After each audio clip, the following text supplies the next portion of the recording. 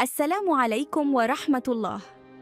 الرئيس الفرنسي إيمانويل ماكرون يمنح اللاعب المغربي أشرف حكيمي أعلى وسام في فرنسا، وهو وسام جوقة الشرف، ويكرم لاعبي باريس سان جيرمان بعد الإنجازات الكبيرة التي حققها الفريق في حفل لفت أنظار وسائل الإعلام والجماهير حول العالم. شاهدوا ماذا حدث. ولكن قبل أن نبدأ، إذا كنت فخوراً باللاعب المغربي أشرف حكيمي، فاضغط إعجاباً بالفيديو وعطر فمك بذكر الله والصلاة والسلام على رسولنا الكريم صلى الله عليه وسلم. في إنجاز تاريخي استثنائي، واصل باريس سان جيرمان كتابة المجد في كرة القدم الأوروبية بعدما نجح في فرض نفسه بين كبار القارة، وحقق إنجازاً أبهر الجماهير حول العالم. لقد أثبت الفريق الباريسي أن العمل الجاد والطموح والإصرار يمكن أن يحول الأحلام إلى حقيقة، وأن الوصول إلى القمة ليس مستحيلاً عندما تتوفر الإرادة والعزيمة. ولكن إذا كان لباريس سان جيرمان نجوم كثر، فإن النجم المغربي أشرف حكيمي كان واحداً من أبرز الأسماء التي خطفت الأضواء.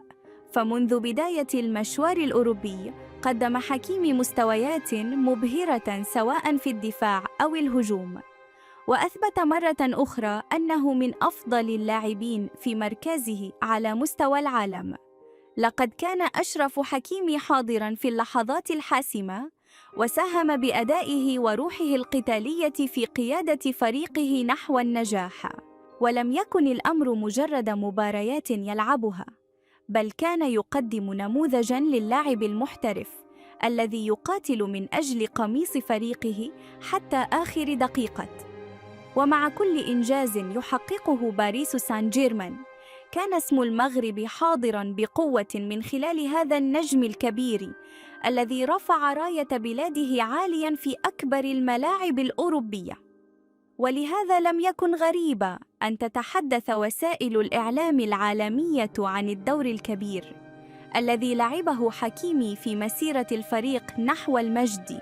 أما الجماهير المغربية فقد عاشت لحظات من الفخر والاعتزاز، وهي ترى أحد أبنائها يتألق على أعلى المستويات، ويؤكد مرة أخرى أن المدرسة الكروية المغربية قادرة على إنتاج نجوم عالميين ينافسون أفضل اللاعبين في العالم.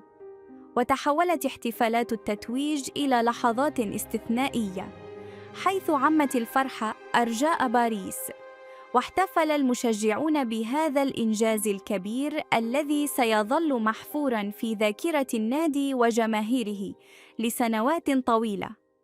كما عبرت شخصيات سياسية ورياضية عديدة عن إعجابها بما يقدمه أشرف حكيمي، مؤكدين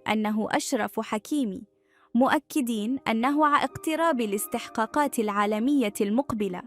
يواصل عشاق كرة القدم الحلم بمواجهات تاريخية بين كبار المنتخبات، ويتمنون مشاهدة مباريات تبقى خالدة في ذاكرة الجماهير، خاصة بعد التطور الكبير الذي شهدته الكرة المغربية في السنوات الأخيرة.